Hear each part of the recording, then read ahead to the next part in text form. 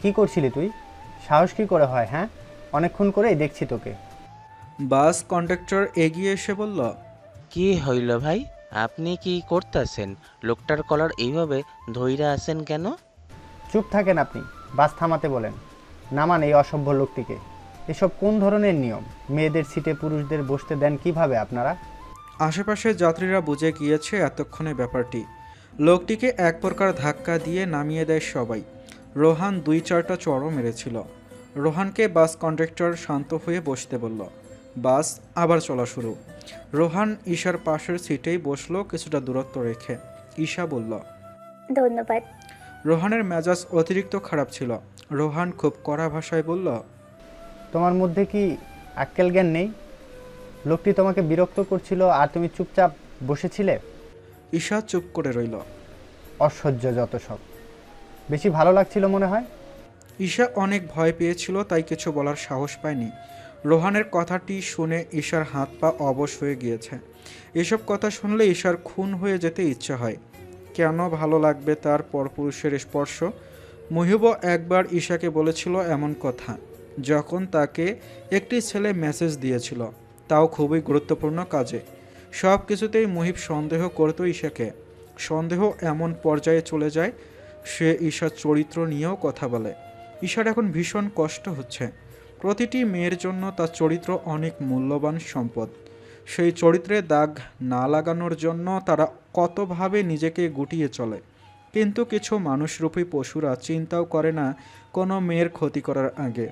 এর পরিণাম যে মেয়েটির জীবনে কী বয়ে আনতে পারে তা ভাবার সময় যে তাদের নেই। রোহানের রাগের মাথায় বলা কথাগুলো ঈশার বুকে তীরের মতো বিচ্ছে। চুপ করে এক দৃষ্টিতে তাকিয়ে আছে বাইরে। ছলছল করছে চোখ দুটি। ঘোলা হয়ে আসছে সব কিছু। চোখ জোড়া বন্ধ করতেই গাল বেয়ে গড়িয়ে পড়ল কয়েক বিন্দু জল। কষ্ট পাওয়ার জন্য বিশাল ক্ষতের দরকার হয় না, একটি বাক্যই যথেষ্ট। রোহানের এই একটি বাক্য যেন ঈশার পুরনো ক্ষত আবার তাজা করে দিয়েছে। অনেকক্ষণ রোহান চোখ বন্ধ করে কিছুক্ষণ আগে ঘটনাগুলো মনে করছিল। তার বুকে কেমন চিনচিনে ব্যথা হচ্ছে। ঈশাকে এভাবে কথাটি বলা উচিত ছিল। মেয়েটি হয়তো ভয় পেয়ে গিয়েছিল। না, তার এভাবে বলা উচিত হয়নি। চোখ খুলে ঈশার দিকে তাকিয়ে দেখল মেয়েটি চোখ বন্ধ করে গুটি সুটি মেরে বসে আছে। চোখ জোড়া ভেজা মনে হচ্ছে। মেয়েটিকে কেঁদেছে তাহলে? তার কথায় মেয়েটি আঘাত পেয়েছিল। সে তো রেগে গেলে যা মুখে আসে বলে ফেলে। সে তার রাগটিকে নিয়ন্ত্রণ করতেই পারেনি। আর কেউ তার প্রিয় মানুষটিকে খারাপ নজরে দেখবে, এটি সে চায় না। রোহান কিছু বলতে যাবে তার আগেই বাস ভার্সিটির সামনে চলে আসে। তারা বাস থেকে নেমে পড়ে। রোহান ঈশার সাথে সাথে কথা বলতে যাবে, তার আগে ঈশা দ্রুত পায়ে চলে যায়। এদিকে সকাল 11টা বেজে গেল আর রিধি এখনও ঘুমের রাজ্যে আছে। কাল সারারাত পড়াশোনা করেছে মেয়েটি, তাই তাকে আর ডাকলো না মিসেস নবনী হোসেন। আগামীকাল রক্তিম আসবে, তাই তিনি বড়ই খুশি। ছেলেটিকে অনেক কষ্টে রাজি করিয়েছেন স্বামী স্ত্রী দুজন মিলে।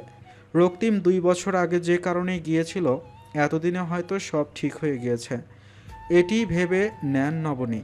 দুপুর 2টায় ঘুম ভাঙে রিধির। ঘড়ি দেখে সে লাফিয়ে উঠল। কলেজ টাইম শেষ। ইস, আজকেও কলেজ মিস হয়ে গেল। নবনী হোসাইনের কাছে এসে রিধি বলল, ডেকে দিলি না কেন মা? আজকেও কলেজে যেতে পারলাম না। তুই যাস কবে কলেজে? আর আমাকে বলছিস যে তোর কলেজ যাওয়া লাগবে? তোকে ডেকে দিলে বলিস কলেজে কোনো গুরুত্বপূর্ণ ক্লাস নেই। আজকে ছিল। আচ্ছা থাক, দিয়া তো যাবেই, ওর থেকে তুলে নেব। রিধি ফ্রেশ হয়ে দিয়ার বাসায় যাওয়ার জন্য তৈরি হয়ে নিল। সাদা রঙের একটি জামা পরেছে কালা সুতোর কাজের, সালোয়ার আর ওড়না কালো রঙের। কপালে কালো টিপ দিয়েছে, ঘন করে কাজল লাগিয়েছে, সাথে ঠোঁটে হালকা গোলাপি লিপস্টিকও। চুলগুলো খোলা রেখেছে, দেখতে এমনিতেই সুন্দর, আজকে আরও বেশি সুন্দর লাগছে। নবনী রিধিকে সেজে গুজে বাইরে যেতে দেখে বলল, আমার মেয়েটা পরিসেজে কোথায় যাচ্ছে? দিয়ার বাসায় যাচ্ছি। দিয়ার বাসায় এত সেজে? দিয়ার সাথে ঘুরতে বেরোচ্ছি। ওই আমাদের স্কুল ফ্রেন্ড আছে না, ঐশী, ওর জন্মদিন আজকে, তাই সবাই মিলে আজকে পতেঙ্গা যাবো ভেবেছিলাম। ওর জন্মদিনে ঘুরবো সবাই মিলে। আচ্ছা মা, সন্ধ্যার আগে চলে এসো। আচ্ছা, আল্লাহ হাফিজ, টাটা। রিধি দিয়ার বাসার সামনে এসে দিয়াকে ফোন দেয়। কি রে, এত দেরি কেন করেছিস? তাড়াতাড়ি নাম। বাসায়। না থাক, এত সময় নেই, তাড়াতাড়ি কর তুই। এদিকে ঈশার ভাই ইফতি কলেজ থেকে বাসায় ফিরছিল। হৃদিকে দেখে দাঁড়িয়ে গেল। হৃদিকে সে অনেকবার দেখেছিল দিয়ার সাথে। ভালোই লাগে মেয়েটিকে, খুব সুন্দর মেয়েটি, কিন্তু কথা বলেনি কখনো। হৃদি ইফতিকে দেখে মুখ ভেংসি দিল। হৃদির দিকে কোনো ছেলে বেশিক্ষণ তাকিয়ে থাকলে সে এমন ভেংসি মেরে দেয়। ইফতি ভেংসি খেয়ে লজ্জা পেয়ে যায় আর বাসায় ঢুকে পড়ে। দিয়া নামলে তারা বেরিয়ে পড়ে। আগামীকাল আসার কথা ছিল রক্তিম আর জোনায়েতে সাহেবের, কিন্তু তারা আজকেই চলে আসে। বাবা ছেলে মিলে সারপ্রাইজ দেবে ভেবেছে নবনী হোসেনকে। রক্তিম কালো ব্লেজার পরেছে, ভেতরে সাদা শার্ট, চোখে সানগ্লাস দিয়েছে, তাই তার চোখ দুটি দেখা যাচ্ছে না। তবে রক্তিমের চোখ দুটি সবসময় শান্ত থাকে।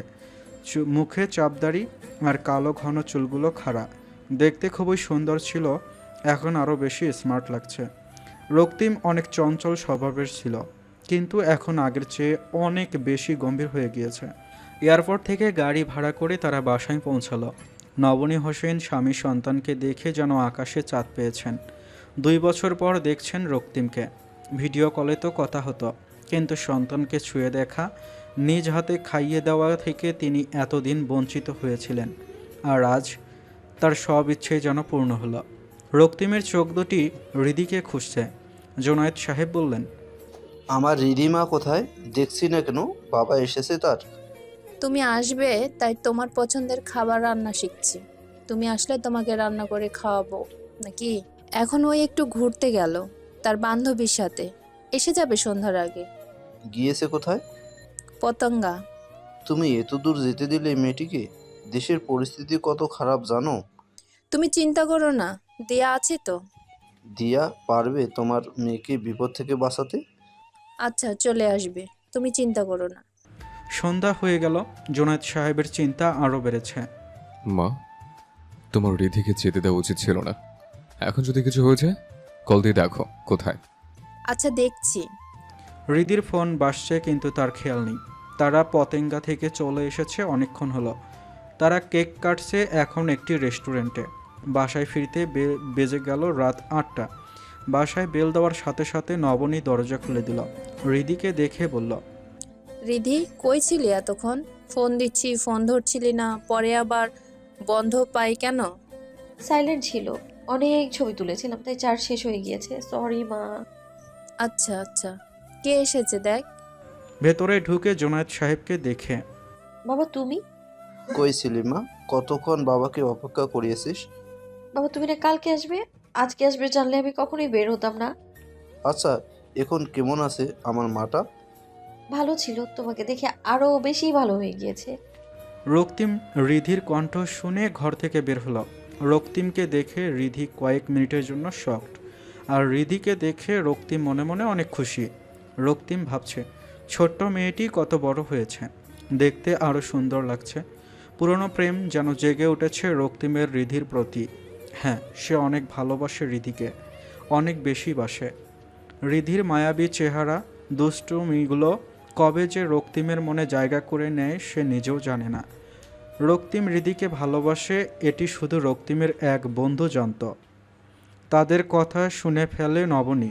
নবনী জানিয়ে দেয় এই সম্পর্ক কখনো সম্ভব না। সমাজের চোখে তারা ভাই বোন, আর রিধি রক্তিমের বয়সে অনেক ব্যবধান। নবনী জানিয়ে দেয় রক্তিম যাতে তাকে বোন হিসেবে মেনে নেয়। এরপর থেকে রক্তিমের মহা ক্ষোভ, কেন রিধি তার বোন হবে? রিধি তো তার আপন বোন না, আর রিধিকে সে তো কখনো বোনের চোখে দেখেনি, তাই রিধির সাথে অনেক খারাপ ব্যবহার করে। রিধিকে বুঝিয়ে দেয় যে সে এই ঘরের সন্তান না। রক্তিমের অনেক খারাপ লাগলেও সে রিধিকে অনেক কষ্ট দিয়েছিল। এই 2 বছর যেন বুকে পাথর নিয়েছিল। আজ রিধিকে দেখে যেন সব পাথর গলে গিয়েছে। রক্তিমকে নির্বাক দাঁড়িয়ে থাকতে দেখে নবনী বললেন, ছোট বোনটাকে দেখে কি ভাবছিস? বড় হয়ে গেছে অনেক, তাই না? এখন তো বিয়ের বয়স হয়েছে, তোর বিয়ে দেওয়ার পর রিধির জন্য একটা বর খুঁজে আনতে হবে। রক্তিম মায়ের কথার অর্থ বুঝে যায়। রিধি নবনীর কথা শুনে ঠোঁট ফুলিয়ে বলল, আমার বিয়ের বয়স হয়নি, আমি এখন বিয়ে করছি না। দেখো বাবা, ছেলেকে পেয়ে আমাকে বের করে দেওয়ার ব্যবস্থা করছে। কে বলেছে আমার রিদিমার জন্য বর খুঁজবে? রিদিমা তার বাবাকে ছেড়ে কোথাও যাবে না। মেয়েকে তো একদিন শ্বশুরবাড়ি যেতেই হয়। নবনীর কথা শুনে রিধি মন খারাপ করে চলে যায়। রিধি তার ঘরে গিয়ে মনে মনে রক্তিমকে গালি দেয়। তার ধারণা রক্তিম কিছু বুঝিয়েছে। বেটা রাক্ষস আজকে এসেই মাকে আমার বিরুদ্ধে করে ফেলেছে। দাঁড়া, তোকে রিদি শান্তিতে থাকতে দেবে না, দাঁড়া তুই। বাসায় আসার পর থেকে রেহানের বলা কথাগুলো মাথায় ঘুরছে ঈশার। সে কি এতটাই খারাপ যে তার চরিত্রে সবাই আঙ্গুল তোলার সাহস পায়? ভার্সিটিতে প্রোগ্রাম হবে 1 সপ্তাহ পর, কিন্তু আয়োজন এখন থেকে শুরু। ঈশা যেহেতু ক্লাসের মনিটর, তাই তার ওপরে অনেক দায়িত্ব পড়েছে। অনুষ্ঠানে অংশগ্রহণকারীদের নামসহ সব তথ্য সে সংগ্রহ করেছে। তাই এই সপ্তাহটা সে ভার্সিটিতে যাবে। আজকে সকালের ঘটনার পর সে ভাবছে কিভাবে সে রোহানের সামনে যাবে, কারণ রোহান প্রোগ্রাম পরিচালনা করছে আর প্রতি ক্লাসের মনিটররা রোহানকে সাহায্য করবে, এটাই নিয়ম। এদিকে বান্ধবীরা মিলে মহামায়া যাবে আগামীকাল। কালকে যেহেতু ভার্সিটিও বন্ধ, তাই সে মুহিবকে ফোন দেয়। কেমন আছো? ভালো। তোমার কি অবস্থা? ভালোই। আমরা আগামীকাল মহামায়া যাচ্ছি। তোমাকে তো আগেও বলেছি। কালকে যাচ্ছ তো? না, আমি যাচ্ছি না। কেন? ইচ্ছে নেই। ওকে ফাইন, রাখছি আমি। ঈশা, শোনো। হ্যাঁ, কি বলবে? তাড়াতাড়ি বলো। অনেক পরিবর্তন হয়েছে তোমার। আগের মতো ভালোবাসো না আর। আর কিছু? আগের মতো হয়ে যাও। আমি সত্যি তোমাকে অনেক ভালোবাসি। আর করব না আমি কিছু, কষ্টও দেব না, প্রমিস। ঈশা একটু তাচ্ছিল্যর হাসি দিয়ে বলল, এখন বলবে? ঈশা, তুমি মহামায়া যেও না। তোমার ফেসবুকের পাসওয়ার্ড দাও। এভাবে চলো, ওভাবে না, ইত্যাদি ইত্যাদি। শোনো মুবিন, অনেক কন্ট্রোল করার সুযোগ দিয়েছিলাম। তোমার কথাই অনেক নাচিয়েছি আমাকে। এখন আর না। আমার নিজের কি কোনো সক্রিয়তা নেই? তোমার কথা মতো আবার যাতে চলি, তাই সব ভালোবাসা দেখাচ্ছ। কিছুদিন পর পর তুমি পরিবর্তন হও, আমি না। আমি এখন নিজেকে যেভাবে পরিবর্তন করেছি সেভাবেই থাকবো। আমার মাঝে পুরনো ঈশাকে আর ফিরে পাবে না।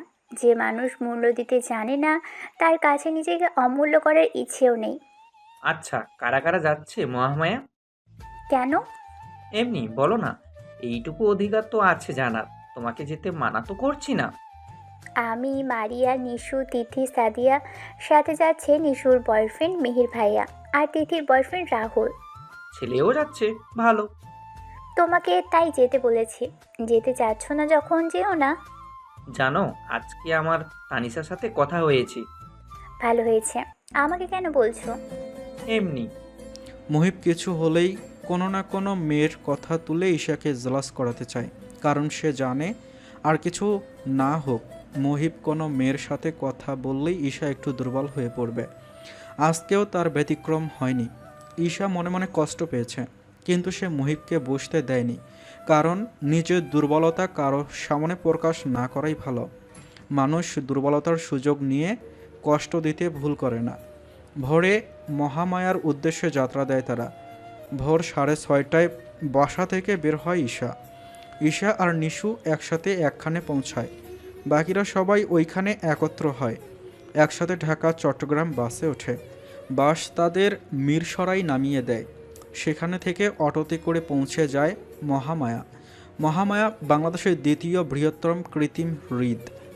পাহাড়ি লেকের পানি দিয়ে এই এলাকাটা গঠিত। এখানে অসাধারণ পাহাড়ি গুহা, রাবার ড্যাম আর ঝর্ণা রয়েছে। নিস্তব্ধ নির্জন পরিবেশ। পক্ষীগুলো যেন শান্ত হয়ে আছে। হালকা বাতাস, মৃদু রোদ, ভালো লাগা দোলা দিচ্ছিল ঈশার মনে। এতদিন পর ঈশা যেন জীবন্ত হচ্ছে। মহামায়া লেকের সামনে এলো তারা। রোদ মাথার ওপর, তবুও ভালো লাগছে ঈশার। রোদের তীব্রতা থেকে প্রকৃতির মুগ্ধতা তাকে বেশি আনন্দ দিচ্ছে। বাম পাশে পাহাড়, তারা উঠল পাহাড় বেয়ে। ক্লান্ত লাগছে, তবুও মন যেন উড়তে চাইছে পাখিদের মতো। পাহাড় থেকে সব কিছু ছোট ছোট দেখাচ্ছে। সবচেয়ে বেশি আকর্ষণ করছে মহামায়া লেকটি। পাহাড় থেকে লেকটিকে দ্বীপের মতো লাগছে। আশেপাশে জঙ্গল আর জঙ্গল। এক ধরনের গন্ধ লাগছে নাকে। এটি বনলতার গন্ধ। এই গন্ধ শুধু পাহাড়ের বুক থেকে উৎপন্ন হয়। পাহাড়ে ওঠার সময় ফোন আসলো ঈশার। মুহিব কল দিয়েছে। কল ধরে। তুমি না মিস করলে, জানো কত সুন্দর চারপাশের দৃশ্য। পাহাড়ে উঠেছি এখন। ভালো, তোমাকে একটি কথা বলার ছিল। বলো। তোমার সাথে হয়তো আমি আর থাকতে পারবো না। মানে? আমার আজকাল তানিশাকে ভালো লাগছে। ও আমাকে খুব পছন্দ করে। ও আমাকে বলেছে যাতে আমি ওর হয়ে যাই। কি বলছো যাতা? ও আমাকে বলবে আর তুমি মানবে? তুমি কি পাগল? আর আমরা একে অপরকে ভালোবাসি। হ্যাঁ, কিন্তু এখন ভাবছি তোমার সাথে আমি ভালো থাকবো না, কারণ তুমি আমার কথা মতো চলো না, নিজের ইচ্ছে মতো চলছো। আচ্ছা, রাখছি। তানিশা আসছে, আমি ওর সাথে আছি এখন। কি? মুহিব ফোন কেটে দেয়। ঈশার মন খারাপ হয়ে যায় সাথে সাথে। আজকে একটু ঘুরবে তা না, আজকেও মুহিবের মানসিক অত্যাচার। মারিয়া ঈশাকে মন খারাপ করতে থাকতে দেখে বলল, কি সমস্যা? মুহিবজনিত রোগ আবার? হ্যাঁ, ও নাকি তানিশা নামের মেয়ের সাথে সম্পর্কে জড়াবে। আমি নাকি ওর কথা মতো চলি না, তাই। ভালোবাসা কখনো নিয়ন্ত্রণের উপর চলে না। ভালোবাসা মানে স্বাধীনতা। যে ভালোবাসার শিকড় পরিয়ে রেখে সেটিকে ভালোবাসা নয়, শোষণ বলে। এখন কি করব আমি? ওকে ধরে রাখার থেকে ছেড়ে দাও। আর যাই হোক, মানসিকভাবে তোর চাপ থাকবে না। আমার আর সানির মধ্যে কত প্রেম ছিল। একজন আরেকজনকে একদিন না দেখে থাকতে পারতাম না। আর আজকে আমরা কতদিন কথাও বলি না একে অপরের সাথে। তোদের সব কিছু কত ভালো ছিল। তোরা এভাবে আলাদা না হলেও পারতি। জানিস ঈশা, সমবয়সী সম্পর্কগুলো এমনই। ভালোবাসা আর অপেক্ষা থেকে এইসব সম্পর্কে কিন্তু পাওয়া অসম্ভব, খুবই কম। আমার অপেক্ষার ফল সানি আমাকে দিতে পারেনি হয়তো। আমরা একে অপরকে ভালোবাসে আজও দূরে। এটা না পাওয়ার মাঝেও আনন্দ আছে। সব ভালোবাসা তো আর ঠিকানা খুঁজে পায় না। হয়তো আমার আর সানির ভালোবাসার গল্প এখানেই সমাপ্ত। অন্যের হয়তো পুরনো স্মৃতি চিরতরে ভুলে যাওয়ার অপেক্ষায় এখন। ঈশা আর মারিয়াকে একা দাঁড়িয়ে থাকতে দেখে সাদিয়া এসে বলল, ভাই, তোদের ভালোবাসার স্মৃতিগুলো বাসায় রেখে আসতে পারলি না? আজকের দিনটা শুধুই আমাদের জন্য। So no boyfriend related topics are allowed today, only best friend are really. তারা পাহাড় থেকে নেমে লেকের সামনে এলো। এরপর নৌকায় উঠল তারা। যাবে মহামায়া ঝর্ণা। লেকের পানি স্থির, কোনো স্রোত নেই। হালকা হাওয়া অবাধ্য করছে সব বাধার সীমারেখাকে। পাখিদের ব্যস্ততা, ধীরে ধীরে নৌকার এগিয়ে চলা সব কিছু যেন ঈশাকে পুলকিত করছে। আলাদা বৈঠা ছিল, তাই মাঝিকে সাহায্যের জন্য ঈশা আর মারিয়া দুজনে বৈঠা চালাচ্ছে। ঈশার জীবনে নতুন অভিজ্ঞতা। তারা ঝর্ণার কাছে চলে এলো। পাহাড়ের গা ঘেঁষে পড়েছে শীতল পানির ধারা। ঈশা এখন ভুলে গিয়েছে মুহিবের সব কথা। প্রকৃতিকেই যেন ভালোবাসা উত্তম, আর নিঃস্বার্থভাবে তারা ভালোবাসা বিলিয়েও যায়।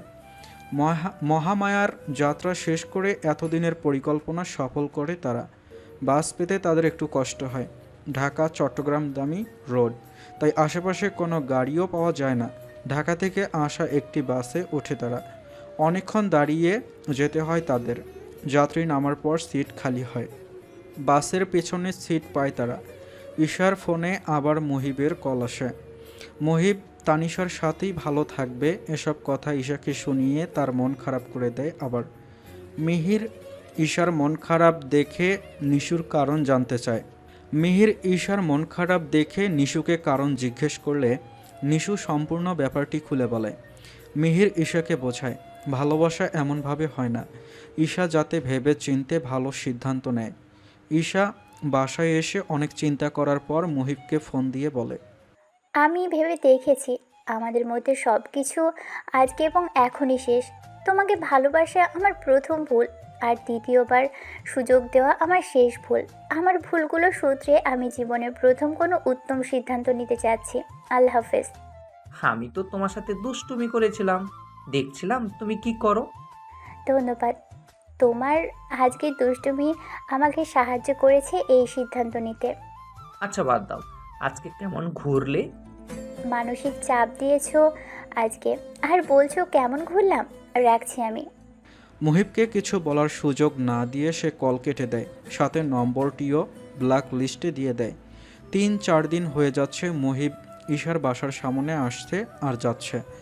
ঈশার কোনো খবর নেই। কান্না আসছে এখন মুহিবের। মনটিকে যেন কেউ ক্ষত বিক্ষত করে দিচ্ছে।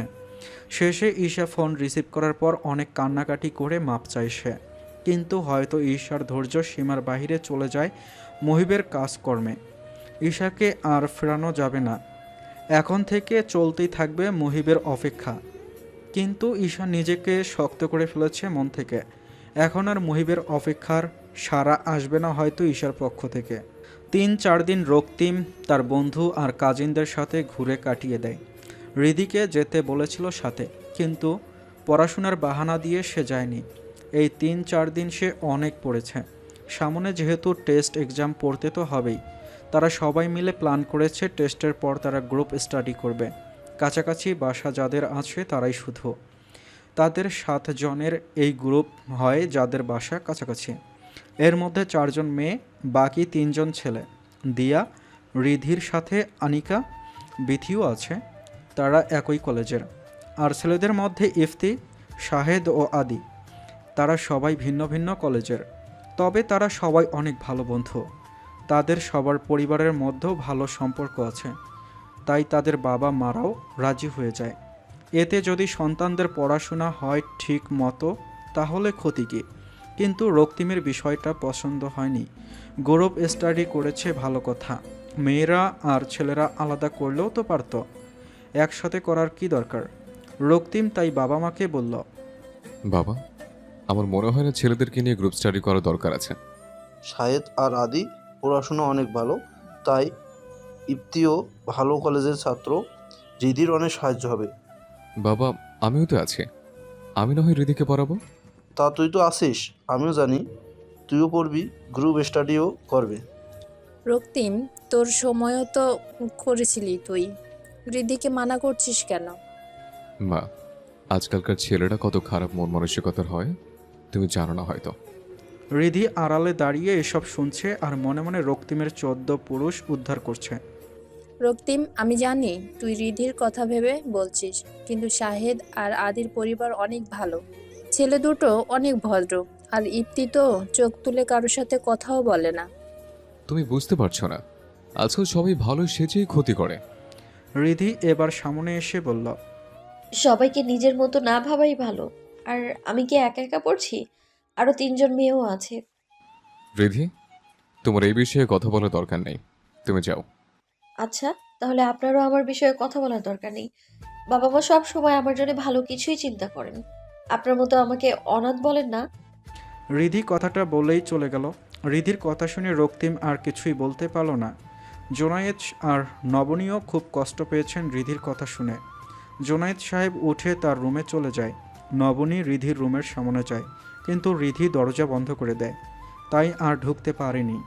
অনেকক্ষণ দরজার সামনে দাঁড়িয়েছিলেন। রিধিকে ডাকার সাহস হচ্ছে না, গলায় কি যেন আটকে আছে মনে হচ্ছে। জন্ম দেননি তো কি হয়েছে? রিধিকে নিজের মেয়ের মতোই ভালোবাসেন তিনি।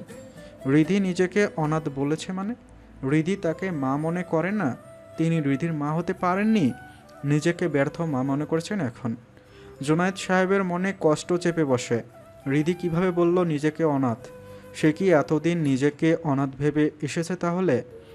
নবনীকে দেখে তিনি স্ত্রীর হাত ধরে বললেন, আমাদের কি কোনো ভুল হয়েছে নবনী? আমাদের মেয়ে আমাদের কি পর ভাবছে নবনী? রিদি তো আমাদেরই মেয়ে, তাই না? আমরা কি তার ভালোবাসার, তার ইচ্ছা কি কোনো অপূর্ণ রেখেছিলাম? এত বছরও কি তার আসল বাবা মার জায়গা নিতে পারলাম না আমরা? হেরে গেলাম নবনী, হেরে গেলাম।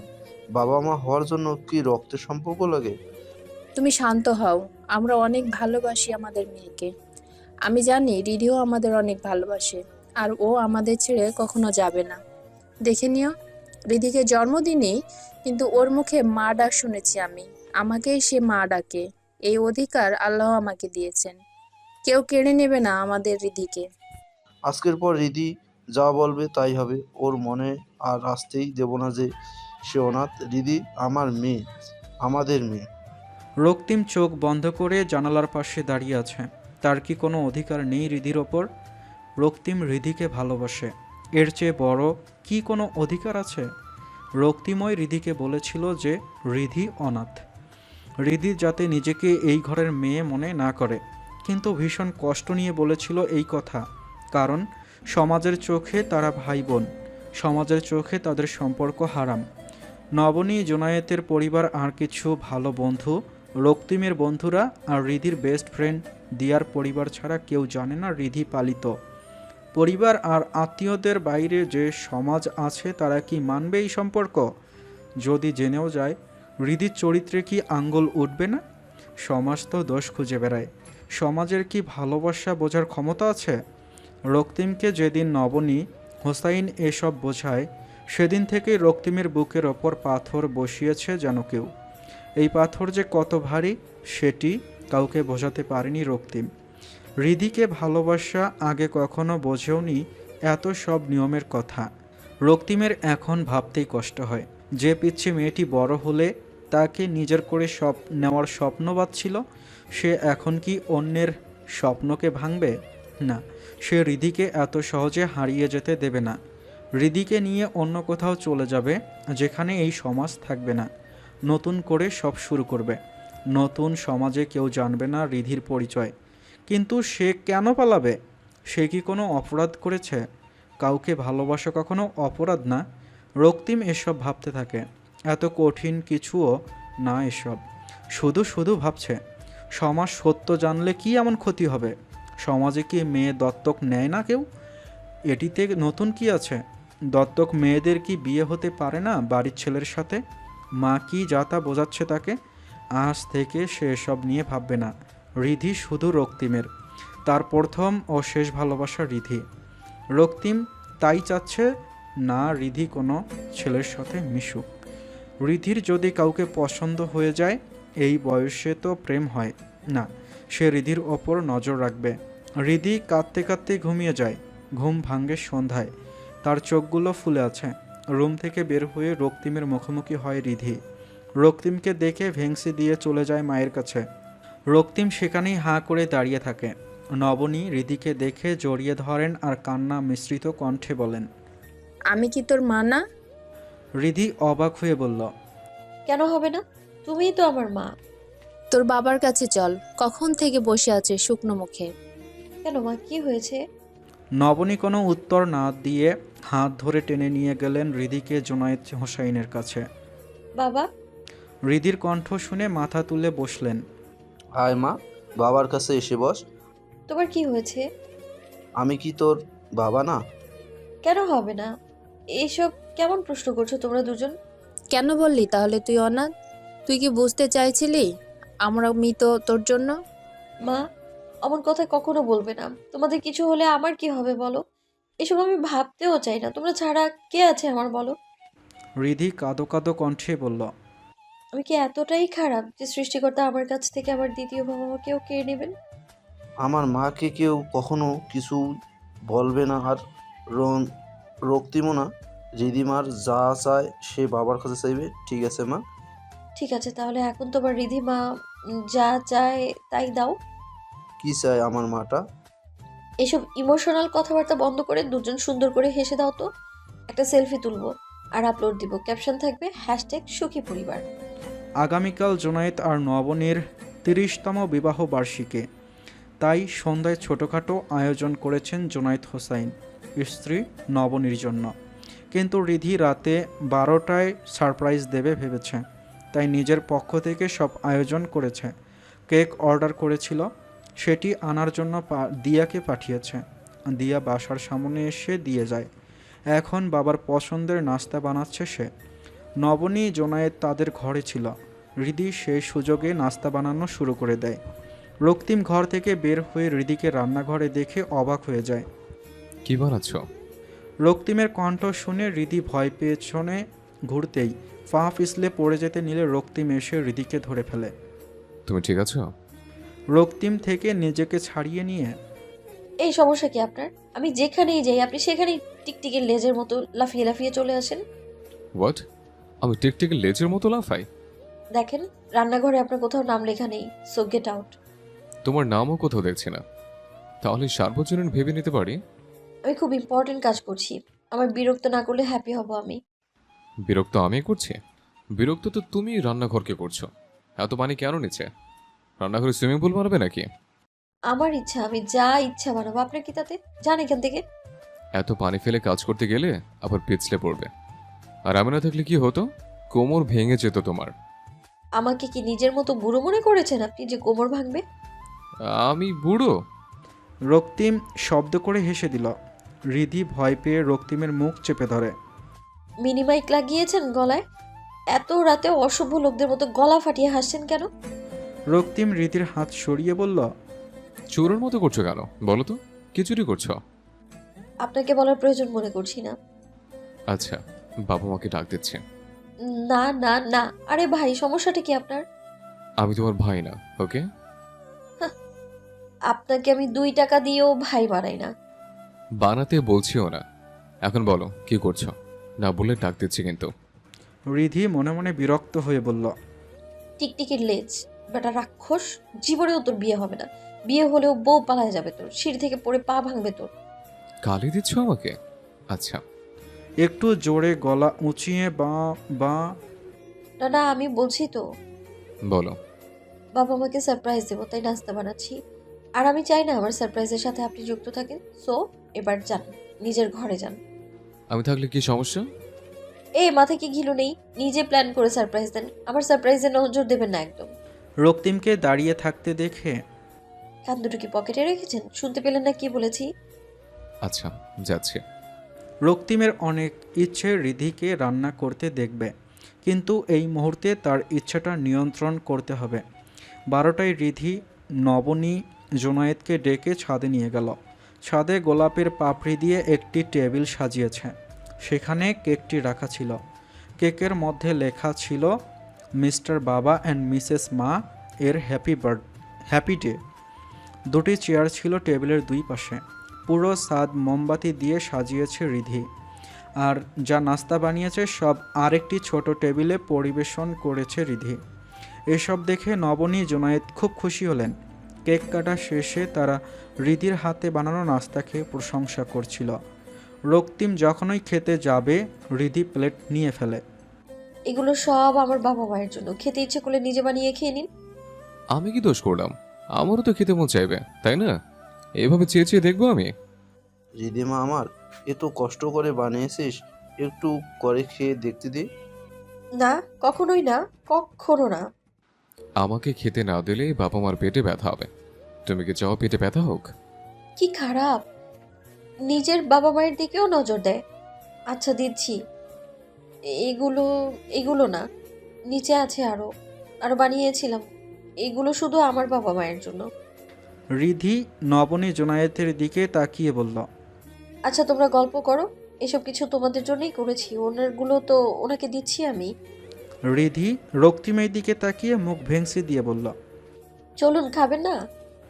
রিধি মনে মনে ভাবছে, খাওয়াচ্ছি তোকে, রিধিকে জ্বালানোর মজা আজকে বুঝবি। জানতাম মিস্টার রাক্ষস খাওয়ার জন্য তুমি টিকটিকির লেজের মতো লাফাবে, তাই তো আমি স্পেশাল রেসিপি নিয়ে আজকে এসেছি শুধুমাত্র তোমার জন্য। আর এদিকে রক্তিম মনে মনে ভাবছে, কত বছর অপেক্ষা, আমি আমার রিধির হাতে বানানো কিছু খাবো। এতদিনে বড় হয়েছে আমার রিধি। রিধি রক্তিমকে খাবার পরিবেশন করে বসে বসে দেখছে।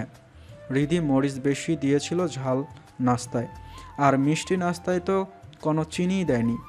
পাশের জগে লবণ পানি রেখেছিল যাতে পানি খেয়েও শান্তি না পায়। রক্তিম একটু খেয়েই বুঝে যায় প্রচুর মরিচ দিয়েছে রিধি। রিধির দিকে তাকিয়ে দেখলো সে মুসকে মুসকে হাসছে। তাও রিধিকে অবাক করে দিয়ে রক্তিম সব নাস্তা খেয়ে নিল। পানি খেতে গিয়ে দেখলো মেয়েটি এখানেও ভেজাল করেছে, তাও 1 জগ পানি শেষ করল। রিধি রক্তিমের এই অবস্থা থেকে আস্তে আস্তে সরে গেল। এখন যদি খপ করে ধরে টুপ করে তাকেও এসব খাইয়ে দেয়। রিধি তার ঘরে এসে দরজা ভালো মতো আটকে দেয়, সাথে জানালাও। যদি জানালা বেয়ে আসে। রক্তিম তার ঘরে গিয়ে শুয়ে পড়ে। অনেক খারাপ লাগছে এখন। সে ফেলেও দিতে পারেনি তার ভালোবাসার মানুষটির হাতে প্রথম বানানো খাবার। সে জানে রিধির মনে রক্তিমের প্রতি কোনো ভালোবাসা নেই, কিন্তু রক্তিম অপেক্ষায় আছে একদিন রিধিও তাকে ভালোবাসবে। 3-4 দিন ধরে ঈশা ভার্সিটিতে যায় ঠিকই, কিন্তু রোহান থেকে দূরত্ব রেখেই চলে। কোনো গুরুত্বপূর্ণ কাজ থাকলে নিশু বা অন্য সহপাঠীকে পাঠায়, কিন্তু নিজে যায়নি। রোহান ব্যাপারটি বুঝতেও পেরেছে। সে অনেকভাবে ঈশার সাথে কথা বলতে চেয়েছে, কিন্তু সুযোগ পাচ্ছে না। আর এদিকে দিব্য 3-4 দিন ভার্সিটিতেই আসেনি। রোহানের ওপর দায়িত্ব দিয়ে সে অনিকের বাইকে করে ঘুরছে, কিন্তু আসছে ভার্সিটি যাবে কারণ ঈশাকে ভালো মতো দেখার সুযোগ আছে আজকে। এতদিন ঈশার ওপর কাজের চাপ বেশি ছিল, আর সে ঠিকমতো ঈশাকে দেখতে পারতো না, তাই যায়ও নি। আজকে যারা অনুষ্ঠানে অংশগ্রহণ আর পরিচালনা করবে তাদের একটি চূড়ান্ত তালিকা হবে, আর ভার্সিটির ক্লাবে রিহার্সালও হবে তাদের। ঈশা আজকে একটু সুন্দর করেই সেজেছে, চুলগুলো কাল করা, রোদের আলোয় চিকচিক করছে তার ঘন কালো চুলগুলো। কপালে কালো টিপ দিয়েছে। ঈশা যদিও টিপ দেয় না, কিন্তু নিশু বলেছে টিপ মানাবে শাড়ির সাথে। কালো রঙের গোলাপি ফুলের প্রিন্টের কাজ করা সিল্কের শাড়ি পরেছে। ঈশাকে প্রোগ্রামে শাড়ি পরতে হবে, তাই আজকেই সে চর্চা করে নিচ্ছে, যাতে প্রোগ্রামের দিন অসুবিধা না হয় শাড়ি সামলাতে। চোখে ঘন করে কাজল দিয়েছে। ঈশার চোখগুলো অনেক আকর্ষণীয় লাগছে। হাতে কালো ও গোলাপি রঙের কাচের চুড়ি, কানে বড় বড় কালো রঙের ঝুমকা পড়েছে।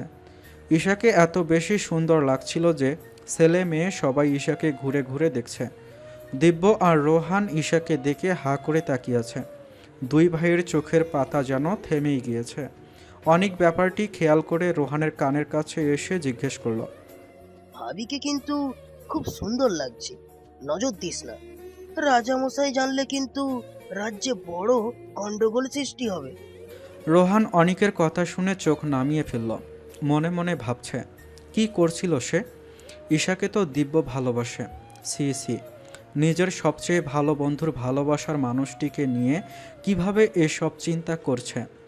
দিব্য ঈশার কাছে এসে বলল, মাশাল্লাহ, ভালোই লাগছে তোমায়। তোমার প্রিয় রবীন্দ্রনাথ ঠাকুর তোমায় দেখলে হয়তো নতুন কাব্য রচনা করতেন। নাম কি দিত কাব্যের? নির্ভাগ অপসরী। আমি কি কথা বলতে পারি না? তা না, কিন্তু নির্বাক বলতে তোমার সুর ছাড়া তোমার যে গুণ আছে সব কিছু মিলিয়ে তুমি অনন্য। সুরযুগ হলে ছন্দে দিয়ে গান বানিয়ে ফেলতেন। ঈশা মুচকি হেসে বলল, ধন্যবাদ। পরশু প্রোগ্রামে কোন বিষয়ে অংশ নিচ্ছ? গান আর কবিতা আবৃত্তি। রোহান থেকে গান শিখছো? না, বাসায় চর্চা করেছিলাম, কিন্তু ভালো না হলেও সমস্যা নেই। নিজেকে অনেক দিন পর স্বাধীন মনে হচ্ছে, তাই ভাবলাম নিজের মধ্যে যা প্রতিভা আছে তাদেরও স্বাধীন করে দিই। এখন অনেক সময় আমার নিজেকে নিয়ে ভাবার। তোমার প্রতিভা দেখার আগেই তোমার ভক্ত হয়ে গেলাম। আপনি কোনো বিষয়ে অংশ নিচ্ছেন? আমার কাজ শুধু তোমার ছবি ওঠানো। মানে? আরে তোমাদের আমার দায়িত্ব ছবি ওঠানো। আমি গান গাইতেও পারি না, কবি হওয়ার গুণও আমার মধ্যে নেই। হ্যাঁ, যদি কোনো কবি প্রতিভা বাড়ানোর জন্য আমার ক্লাস নেন তাহলে হয়তো উপকার হবে। কবি খুঁজতে হবে তাহলে? খোঁজার কি আছে, আমার সামনেই তো দাঁড়িয়ে আছে নির্বাক অপসরী। আমিও তো ভালো না। আমারও তো অত ভালো হতে হবে না। ঈশা দিব্যর কথা শুনে হেসে দেয়। রোহান তাদের দুজনকে একসাথে হেসে কথা বলতে দেখে অনেক কষ্ট পাচ্ছে, কিন্তু তার করার কিছু নেই। কিছু কিছু প্রিয়জন স্বল্প সময়ে প্রিয়জন হয়ে থাকে যায়। রোহান রিহার্সাল শুরু করে, পরিচালনা কিভাবে করবে ওইটি নিয়ে। রোহান তার স্ক্রিপ্ট নিয়ে সবার সামনে আসার পর হেসে দেয়। সবাই রোহানকে হাসতে দেখে অবাক হয়ে যায়। অনিক বলে ওঠে, স্ক্রিপ্ট পড়ার আগে হাসবি, সেটিও কি লিখে রেখেছিলি? হ্যাঁ, চুপ কর অনেক। রোহান, তুই শুরু কর। ওকে হাসতে দেখেই তো হাসি পাচ্ছে। ওকে প্রথম হাসতে দেখলাম। তোদের জন্য কি হাসবে না? হাসলো কি দোষ? এখন কি সবাই চুপ করবে? দিব্য সবাইকে শান্ত করল, কারণ রোহানকে হাসতে দেখে অনেকেই ফিসফিস করছে, আবার অনেকে হাসছে। ঈশার বিষয়টি অবাক লাগলো। কাউকে হাসতে দেখলে এমন রিয়্যাক্ট করার কি আছে? ঈশা পাশে বসা রোহানের ক্লাসের একটি মেয়েকে জিজ্ঞেস করলো। আচ্ছা আপু, কেউ হাসলে এভাবে রিয়্যাক্ট করার কি আছে? রোহানকে এই 4 বছরে কেউ ভালো করে হাসতে দেখেনি। ছেলেটা কেন হাসির কথা উঠলেও না হেসে বসে থাকতে পারে, এমন গম্ভীর ছেলে আমি জীবনে একটিও দেখিনি। 4 বছর হাসিনি, এখন আসছে? এখন এমন কি হয়েছে? তাই তো সবাই রিয়েক্ট করেছে। আর এই প্রথম সে পরিচালনা করবে। প্রতি বছর দেব্যই করে, কারণ ও অনেক সুন্দর আর মজা করে কথা বলতে পারে। আর মিশুকও। আর দেব্য আর রেহানকে দায়িত্বটা দিয়েছে। ও আসলে দেব্য মন অনেক ভালো। রেহানকে আমাদের ক্লাসে কেউ পছন্দ করে না, একমাত্র দেব্য ছাড়া।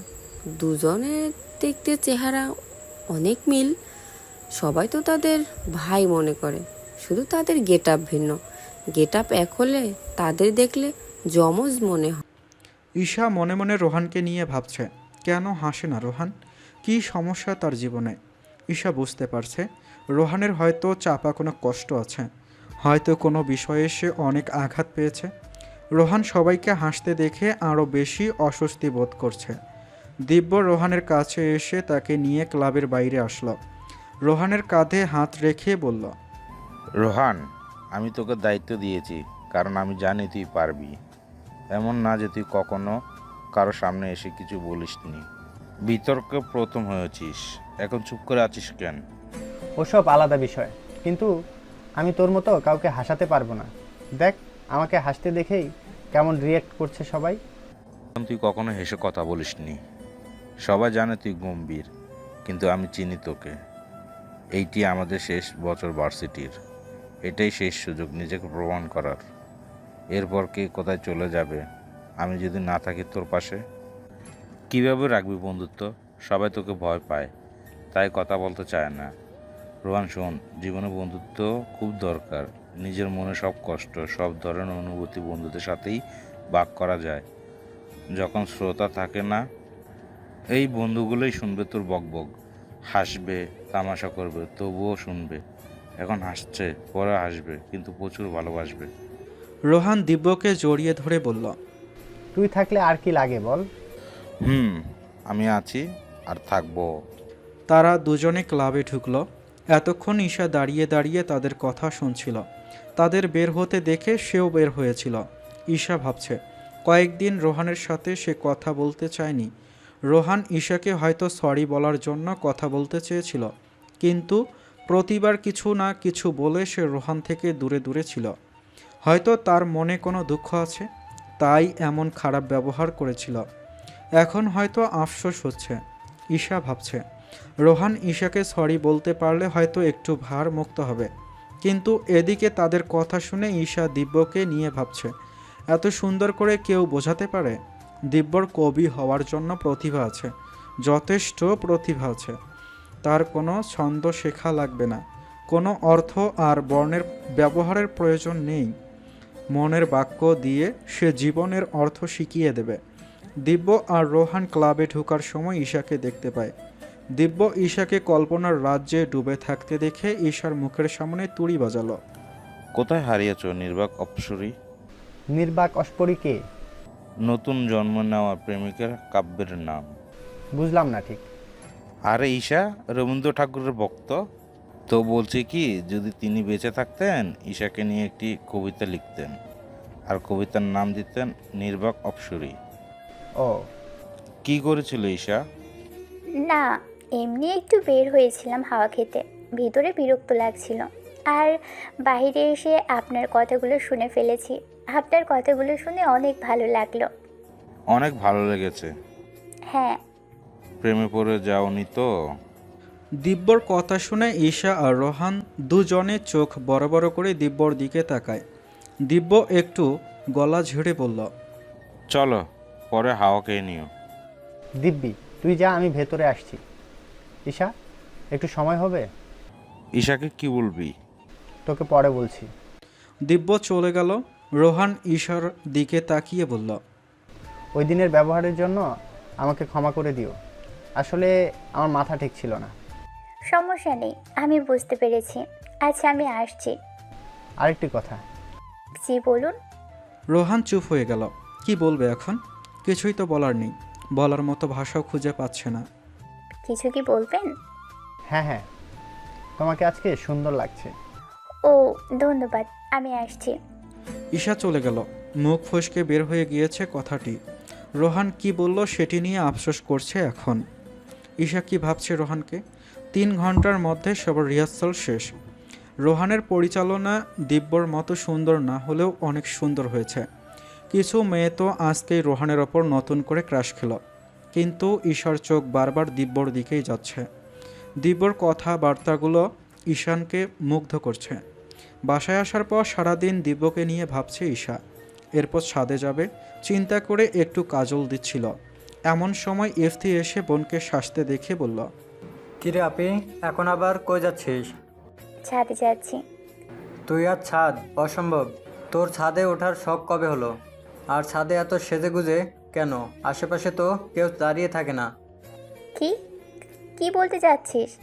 আমি মানুষকে দেখানোর জন্য সাজছিলাম, আমি ছবি ওঠাবো তাই যাচ্ছি। আজকে সকালে ভার্সিটি যাওয়ার আগে আসার পরে ওখানে গিয়েও তো অত ছবি উঠিয়েছিস, তাও মন ভরেনি। ওই তোর ফোনে উঠাচ্ছি আমি, তোর কি সমস্যা? আমাকেই তো ক্যামেরাম্যান বানাস। বোনের ছবি ওঠালে কি সমস্যা? দীপুকে চিনিস? কত ছবি উঠিয়ে দেয় সবার, ওনার তো বিরক্ত লাগে না? তাহলে ওনাকেই ডেকে আন। বাই দ্য ওয়ে, ভাইয়া এই সময় বাসায় থাকে না, লাভও নেই। কোথায় থাকে তাহলে? লাইব্রেরিতে। তোর জানার ইচ্ছে কেন এত? এমনিই জানতে চেয়েছি। এমন চোখ ছোট করে তাকিয়ে আছিস কেন? তারা এভাবে তাকিয়ে থাকলে ওই দিন কলেজ কামাই করে যে বন্ধুর বাসায় গিয়েছিস আমি বলে দিচ্ছি কিন্তু। আপি, তুই বোন নাকি শত্রু? যা এখান থেকে। তুই ছাদে যাবি না?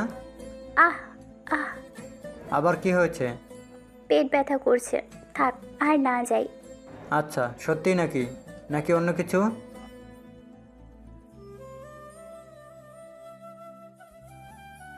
আচ্ছা, যাচ্ছি যাচ্ছি।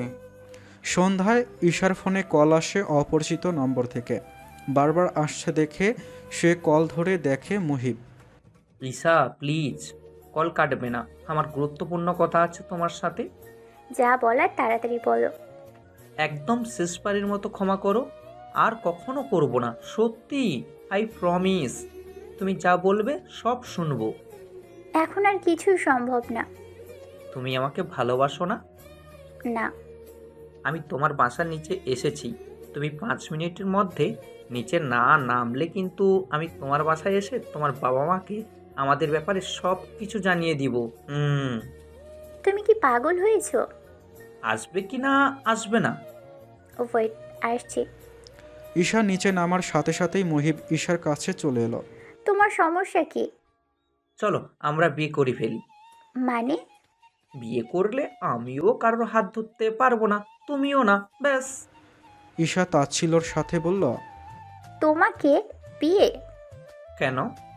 যেখানে তোমার সাথে দম নিতে পারিনি যতদিন ছিলে, আর বিয়ে করে তুমি আমাকে মেরে ফেলার প্ল্যান করেছো?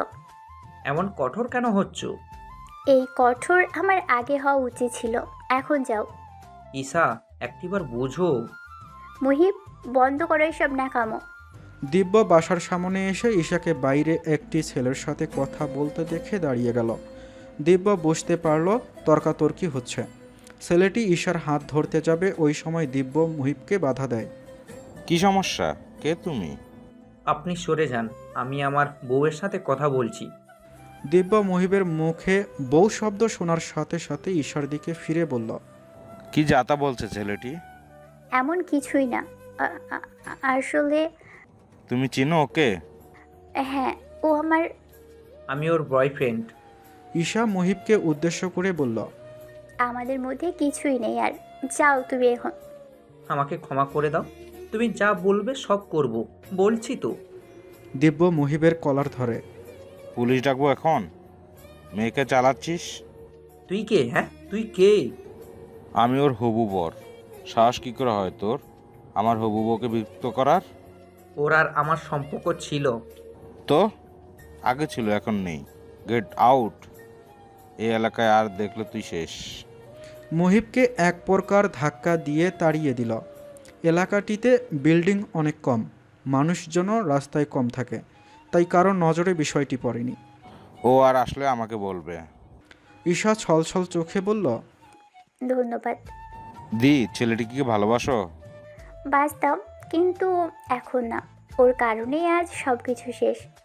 ঈশা সব কিছুই দিব্যকে খুলে বলল। দিব্য সব শুনে বলল, এখন থেকে আমি আছি তোমার পাশে। তোমাকে কেউ বিরক্ত করবে না, কিছু হলে আমাকে বলবে। সকালের মিষ্টি রোদ জানালার কাছ ভেদ করে চোখের ওপর এসে পড়লেই রীতির ঘুম ভাঙে। আলসেমির জন্য বিছানা ছাড়তে মন চাইছে না তার। গতকাল জুনায়েদ আর নবনীর বিবাহ বার্ষিকী উপলক্ষে অনেক মেহমান এসেছিল। তাদের নাস্তা পানির ব্যবস্থা করা থেকে শুরু করে বিদায় পর্যন্ত সব কাজ রিধি একাই করেছে, কারণ রক্তিমের শরীর খারাপ ছিল। মা বাবার গুরুত্বপূর্ণ দিনটি সে নিজের অসুস্থতার কারণে মাটি করতে চায়নি, তাই কাউকে কিছু বলেওনি। রিধির বানানো নাস্তা খাওয়ার পর থেকেই তার এই অবস্থা। সারা শরীর জ্বলছিল তার, অনেক বমিও হয়েছিল। পরে জুনায়েদ হোসাইনের ঔষধ নিয়ে এসেছিলেন, তা খেয়ে একটু ভালো লেগেছে, কিন্তু রিধির মোটেও মায়া হয়নি। রিধি ফ্রেশ হয়ে রুম থেকে বের হয়ে দেখল বাসায় কেউ নেই। রক্তিমের রুমের দরজা বন্ধ। মোবাইল হাতে নিয়ে নবনীর নম্বরে কল দিল। মা, কোথায় তোমরা? বাসায় কেউ নেই? আমরা বাড়িতে এসেছি, তোদের বড় চাচা খুব অসুস্থ, তাই তোকে ডাকিনি, তুই ঘুমিয়েছিলি এজন্য। রক্তিমকে বলে এসেছি আজকে নাও আসতে পারি আমরা। থাকতে পারবি তো? ওই রাক্ষসের সাথে? রিধি এভাবে বলে না মা, রক্তিমের শরীর ভালো না, একটু খেয়াল রাখিস ওর। আচ্ছা। রিধি এখন মনে মনে বকছে নিজেকে আর বলছে, কেন তুই রক্তিমকে ঝাল নাস্তা খেতে দিলি? এখন বুঝ মজা। রক্তিম সুস্থ থাকলে গতকাল সব কাজ তোকে করতে হতো না। আর এখন শাস্তি ভোগ কর রিধি, সেবাও করতে হবে এই রাক্ষসটার। রিধি নাস্তা করে নেয়।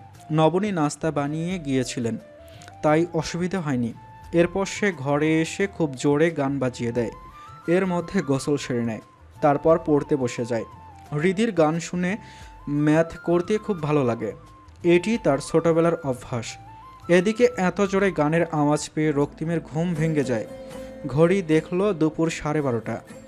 রিধির রুমের সামনে এসে দরজায় ঠোকা দেয়, কিন্তু রিধির কোনো সাড়া নেই, তাই নিজেই ঢুকে পড়ে। দেখল রিধি পড়াশোনা করছে, তাও গান ছেড়ে। রক্তিম এসে গান বন্ধ করে দেয়। গান বন্ধ হয়ে যাওয়ায় রিধি ঘাড় ফিরিয়ে দেখে রক্তিম তার পেছনে দাঁড়িয়ে আছে। রক্তিমকে দেখে তার মেজাজ খারাপ হয়ে যায়। আপনি আমার রুমে? আপনার সাহস কি করে হয় এভাবে না বলে আমার রুমে আসার? আজ তো একটা বদ দেখছি আপনি। আমি বদ? বদ হচ্ছে তুমি। তোমার জন্য আমার এই অবস্থা আজকে। আর এভাবে কান ফাটানোর শব্দে কান শুনছো কেন? আপনাকে কৈফিয়ত দিতে বাধ্য নই আমি। এখন যেতে পারেন। আমার বাসায় থেকে আমার সাথে বড় গলায় কথা বলছো? মানে কি বোঝাতে চান আপনি?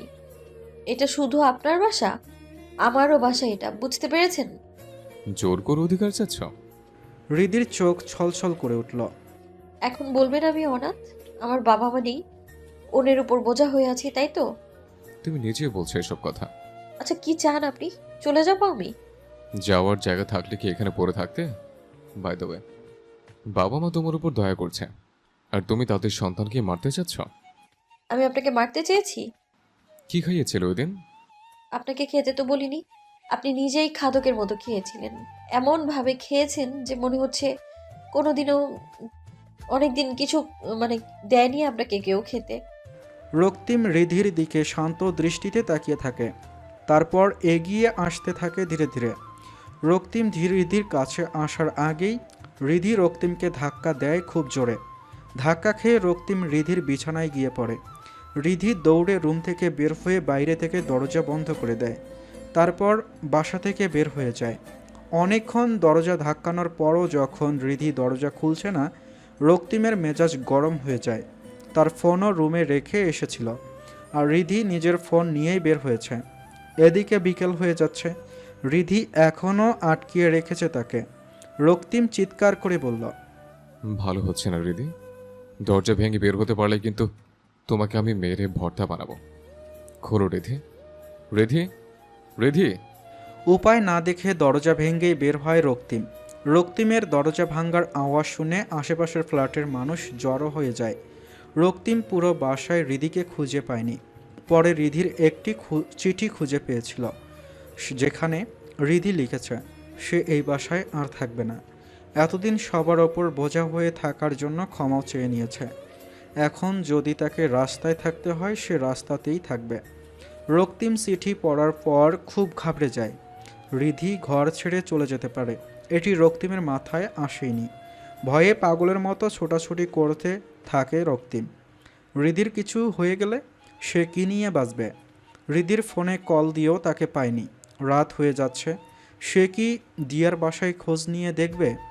দিয়ার বাসা রক্তিম চিনত, কারণ দিব্য রক্তিমের কাছে পড়েছিল ভার্সিটি ভর্তির আগে। আর রাজিয়া রহমান ও নবনী হোসাইনের মধ্যেও ভালো সম্পর্ক আছে, তাদের যাওয়া আসাও হয়। রক্তিম দিয়ার বাসায় গিয়ে দেখল দিয়া বাসায় নেই। সে বিকালে ঈশাদের বাসায় গিয়েছিল আর রাতে আসবে, আর দিয়ার সাথে দেখা করতে রিধি আসেওনি। রক্তিম দিয়াদের বাসা থেকে বের হয়ে মাটিতে বসে পড়ে। রিধির কোনো বান্ধবীকেও সে চিনত না, কিভাবে খুঁজে পাবে সে রিধিকে? রক্তিমের মাথা সম্পূর্ণ কাজ করা বন্ধ করে দেয়। তবুও সে নিজেকে শান্ত করে দিয়ার নম্বরে ফোন দেয়। মিসেস রাজিয়া রহমান থেকে নম্বর নিয়েছিল দিয়ার। এদিকে দুপুরে বাসা থেকে বের হয়েই দিয়াকে ফোন দিয়েছিল রিধি। সব খুলে বলে দিয়াকে। দিয়া বিকেলে ঈশাদের বাসায় যায়, কারণ ঈশা ডেকেছিল দিয়াকে। আগামীকাল নাকি তাদের ভার্সিটিতে প্রোগ্রাম আছে, আর দিয়াও যাবে দিব্যর সাথে। তাই কি পড়বে এসব নিয়ে আলোচনা করতে গিয়েছে। সাথে ঈশার রিহার্সালও দেখা হবে। দিয়াই রিধিকে আসতে বলে ঈশাদের বাসায়। ইফতিও ছিল বাসায়। এই সুযোগে ইফতির সাথে কথাও হয়ে যাবে। একই সাথেই যেহেতু গ্রুপ স্টাডি করবে, টেস্টের পর ইফতি ছাড়া বাকি সবার সাথেই রিধির কথা হতো। আর ইফতি যতবার রিধিকে দেখতো হা করে তাকিয়ে থাকতো, যা রিধির একদম পছন্দ ছিল না। তাই কখনো কথাও বলেনি। আজকেও রিধিকে দেখে হাঁ করে তাকিয়ে আছে। রিধি ইফতিকে এভাবে হাঁ করে তাকিয়ে থাকতে দেখে দিয়ার কানের কাছে এসে বলল, জীবনে মেয়ে দেখেননি নাকি? দিতকে পছন্দ হয়েছে মনে হয়। তোকে কি বলেছে? বোঝাই যায়। খুব অভিজ্ঞতা হয়েছে তোর না? চুপ কর। ঈশা, দিয়া আর রিধিকে নিয়ে তার রুমে চলে গেল। অনেকক্ষণ বসে আড্ডা দিচ্ছিল তারা। আচ্ছা, আমি একটু আসি, তোমরা বসো। আচ্ছা আপু। ঈশা চলে যাওয়ার পর দিয়া বলল, অনেকক্ষণ হয়ে গিয়েছে, রক্তিম ভাইয়া তোকে খুঁজছে না? সরি, খুঁজলে খুঁজবে, আই ডোন্ট কেয়ার। তার শাস্তি হোক। এখন বুঝবে সে রীতি কত গুরুত্বপূর্ণ একজন ব্যক্তি। যখন বাবা মা এসে লাঠি দিয়ে পেটাবে, তখন দেখিস কিভাবে আসবে আমার কাছে আর কাকুতি মিনতি করে বলবে, একটা বার ক্ষমা করুন রাজকুমারী, উদ্ধার করুন আমায় রাজা মহাশয়ের শাস্তি থেকে। আমি চিরজীবন আপনার সেবা করে যাব। এটি বলতে বলতে রিধি হেসে দেয়। তোর মনে হয় তোর কাছে ক্ষমা চাইবে? আমার মনে হয় মাটিতে পুঁতে দিবে। ভালো কথা বল, এসব কি? হ্যাঁ, বাবা মা থাকতে ওই রাক্ষস আমার কোনো ক্ষতি করতে পারবে না। হঠাৎ দিয়ার ফোনে অপরিচিত নাম্বার থেকে কল আসে। কার নাম্বার হতে পারে? রিধি নম্বর দেখেই চিনেছে এটি রক্তিমের নম্বর, কারণ সে বিকেলেই নম্বরটি ব্ল্যাক লিস্টে পাঠিয়েছিল। খবরদার ধরবি না, এটার ওই রাক্ষসের নাম্বার। না ধরলে সন্দেহ করবে। নিশ্চয়ই বাসায় গিয়েছে, মায়ের কাছ থেকেই নিয়েছে হয়তো আমার নাম্বার। মা তো জানেও না তুই আমার সাথে আছিস। ইস, আমার রুমের দরজা ভেঙে দিয়েছে হয়তো। দিয়া চোখ ছোট ছোট করে বলল, তুই না বাসায় যাবি না? দরজা ভাঙলে কি সমস্যা? বাবা মা আসলে তো যাবই। দেখ আবার ফোন দিচ্ছে, আমি কথা বলছি, দাঁড়া। দাঁড়াবো কেন? শোন, তুই মিথ্যে বলবি আমি নেই তোর সাথে। আমাকে এখন ধরে নিয়ে গেলে মেরে মাটিতে পুঁতে দিবে কিন্তু দিয়া। চুপ করবি এখন। আচ্ছা আচ্ছা আচ্ছা। রিধি মুখে আঙ্গুল দিয়ে দিয়ার দিকে তাকিয়ে আছে। দিয়া গলা ছেড়ে বলল, হ্যালো, আসসালামু আলাইকুম, কে বলছেন? রক্তিম কাপা কাপা গলায় বলল, দিয়া, আমি রক্তিম। রিধি, আসলে আমি রিধিকে খুঁজছিলাম, আমাকে চেনেছ মনে হয়। ও হ্যাঁ, রিধির বড় ভাইয়া। রক্তিম দিয়ার কথা শুনে ভ্রু কুঁচকে কড়া গলায় বলল, আমি রিধির ভাইয়া না। দিয়া রক্তিমের কথা শুনে ভয়ে চুপসে গেল। মনে হচ্ছে ফোনের ভেতর থেকে হাত বের করে গলা টিপে মেরে ফেলবে। আমতা আমতা করে বলল, জি জি। রিধি কোথায় বলতে পারবে? রিধি? কে? মানে রিধি কোথায় আমি কিভাবে বলবো? রিধি তো তোমাকে সব কথাই জানায়, তাই বলছে। দিয়ার গলার পানি শুকিয়ে যাচ্ছে। না ভাইয়া, আমাকে কিছুই বলেনি। আমি রাখছি, আমি একটু ব্যস্ত আছি। দিয়া ফোন কেটে দেয়। আর কিছু বলার সুযোগ দেয়নি রক্তিমকে। রক্তিমের কিছুটা সন্দেহ হয়, তাও মন মানছিল না, তাই আশেপাশে খোঁজ নিতে থাকে। সকাল থেকে কিছুই খায়নি রক্তিম, মাথাটা ঘুরছে এখন। নবনী ফোন দিলে জানিয়ে দেয় তারা ঠিক আছে, অযথা চিন্তা করবে তাই। রাতে 9টা বেজে যায়। ঘুরে ফিরে দিয়াদের বাসার সামনেই আসে রক্তিম, কারণ তার মন বলছে রিধিকে এখানেই পাবে। রিধি আর দিয়া ওই সময় বের হয়েছিল ঈশাদের বাসা থেকে। আজকে দিয়াদের বাসায় থাকবে ভেবেছে রিধি। রক্তিমের আর পা চলছিল না তখন। দূর থেকে রিধিকে দেখে যেন আবার জীবন ফিরে পেয়েছে সে। এক প্রকার দৌড়ে এসে রিধিকে জড়িয়ে ধরে রক্তিম। রক্তিমের এমন আচমকা দৌড়ে আসা দেখে রিধি ভয়ে পাগল পাগল বাঁচাও বাঁচাও বলে চিৎকার করে ওঠে। দিব্য ওই সময় গেটের সামনেই দিয়ার জন্য দাঁড়িয়েছিল। আওয়াজ শুনে ঈশা, ইফতি আর দিব্য বের হয়ে আসে, কিন্তু রক্তিমের এদিকে কোনো খেয়াল নেই। সে ঘরের মাঝেই বলতে থাকে, আমাকে ফেলে কোথায় চলে গিয়েছিলে? আমি যাই বলবো তোমার শুনতে হবে কেন? তোমাকে কত ভালোবাসি আমি, বলছো না? আর কখনো আমাকে ছেড়ে যাবে না। আমি কিভাবে খুঁজেছি তোমাকে জানো তুমি? বলতে বলতে রক্তিমের চোখ বেয়ে পানি রিধির ঘাড়ে এসে পড়ল। ছেলেরাও কাঁদে। প্রিয় মানুষের ফিরে পাওয়ার আনন্দে তাদেরও অশ্রু গড়ায়। দিব্য ব্যাপারটি বুঝতে পেরে ঈশাকে বলে ইফতিকে নিয়ে চলে যেতে, আর দিয়াকেও বাসায় যাওয়ার জন্য বলে। রক্তিম খুব শক্ত করে বুকের সাথে চেপে রেখেছিল রিধিকে। রিধির এখন দম বন্ধ হয়ে আসছে, কারণ এই প্রথম সে কোনো পুরুষের এত কাছাকাছি এসেছে। আর রক্তিমের বলা কথাগুলো শুনে তার হাত পা অবশ হয়ে যায় অনেকটা। দিব্যকে দেখে হাত উঠিয়ে ইশারায় রক্তিমকে সরানোর জন্য বলে, কিন্তু দিব্য কী করবে বুঝতে পারছে না।